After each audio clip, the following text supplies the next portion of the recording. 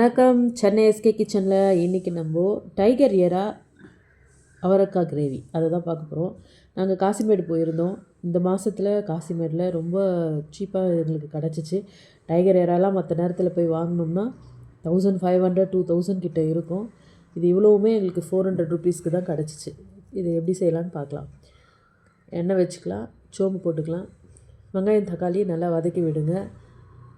நல்லா வதங்கினதுக்கப்புறம் அவரைக்காய் அந்த எண்ணெய் கொஞ்சம் இருக்கிறப்பவே அவரைக்காவை போட்டு நல்லா வதக்குங்க.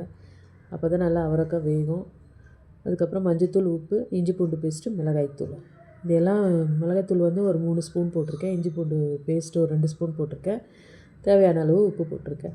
இந்த எறாவை வந்து இந்த மாதிரி குறுக்க கட் பண்ணுங்கள். இது பார்க்கவே ஸ்ப்ரிங் மாதிரி வெந்துச்சுன்னா கிடைக்கும்.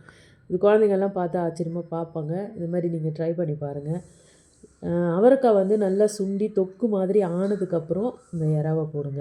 அப்போ தான் வந்து இந்த எறாவில் இருக்க தண்ணியோடு சேர்ந்தது வேகிறப்போ ரொம்ப லப்பர் மாதிரி ஆகாமல் நல்லா சாஃப்டாக எறா நம்மளுக்கு கிடைக்கும்.